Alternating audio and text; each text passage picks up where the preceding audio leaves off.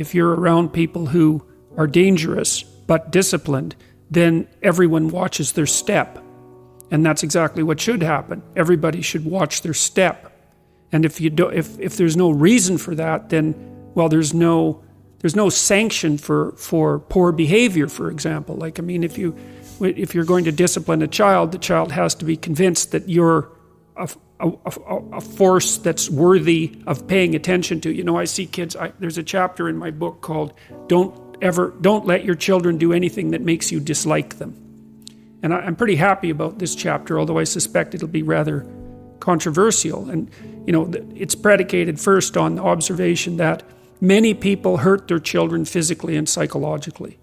You know, because everyone gets sentimental about the relationship between parents and children, but that's especially in relationship to themselves, because they think, well, you know, of course I'm going to be a good parent. It's like, it's not so bloody obvious that you're going to be a good parent, you know. And then what I see happening with people who don't know how to discipline their children is that the children run roughshod over them in their, let's call them hierarchical disputes, because children push for position and hierarchy, and they do that behaviorally to sort of feel out the contours of the social structure. So, you know, your kid will act perfectly fine at home, let's say, at the dinner table, but then you take them to a stranger's dinner table and all of a sudden they act out. And you think, what's up with you, you little monster? And what's up is that they're trying to figure out what the power structure is in the new, they don't know this, of course, but they're acting this out. They're trying to figure out if the same rules apply in this new situation as apply in the old situation. And they can't ask that, and they don't even know that they are rules exactly. They're regularities that they've learned. And so they'll test, and then you have to show them that, yeah, it's the same here. It's the same in this situation. But lots of parents are very uneasy with disciplining their children, partly because they believe that if you give a child infinite freedom, that's best for them, and that constraints are inappropriate, which is really just, well, I don't know what to say about that, except it's so untrue that it's very difficult to think of anything that's more untrue than that. But also the thing is if you let your children take advantage of you, if you have an ounce of spine and an ounce of aggression, which you do, especially if you don't admit it, then you will take revenge on your children. You know, so if they have a temper tantrum in a grocery store and embarrass you, which a child who's canny can do quite effectively, you know, because you wouldn't let them have that pack of crayons or a chocolate bar. And then, you know, you tell yourself it's okay, and that you still, you know, that really didn't make you that angry, and it's okay, but you're fuming inside. And then you go home, and half an hour later, maybe the child is doing some interesting little bit of work, maybe artwork or something, or does something good and comes up for a reward. It's like the probability that you're going to reward that child properly under those circumstances is zero. You're going to take the opportunity to take your revenge. And if you don't know that, then you're not much of a parent.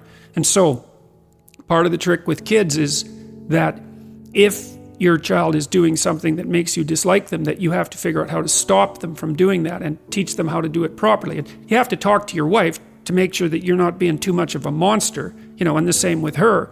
But that discipline is partly what enables you to continue to like your child while you love them. And even more than that, you know, parents talk about fostering self-esteem and fostering creativity and all of that in their kids, and I think that's misbegotten. It's shallow for a variety of reasons. First, it's not that easy to foster creativity because it's rare, and self-esteem is a very badly defined concept, and mostly it's been used for harm, not good. What your job is as a parent is to help your child learn from between 2 years old and say 4 years old how to act in the world so that when people encounter them, people smile and are happy they're around. Because then, you know, I've seen kids who behave badly, and everywhere they go, people wear false smiles. And everywhere they go, people are relieved when they leave. And that means you think about that world from the child's perspective. Everyone's lying, and everyone hates them. That's their world.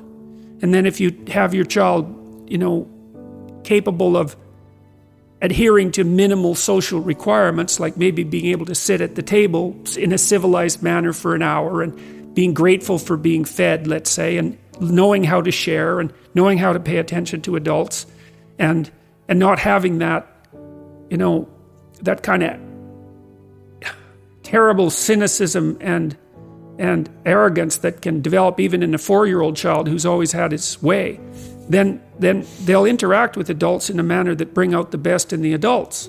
And everywhere they go, everyone smiles at them and pats them on the head, maybe even tells them useful and interesting things. And so the whole world opens up for them. And that's all a consequence of you having enough courage to admit to yourself that your child can do things that you don't like and that you will take it out on them if you don't straighten it out.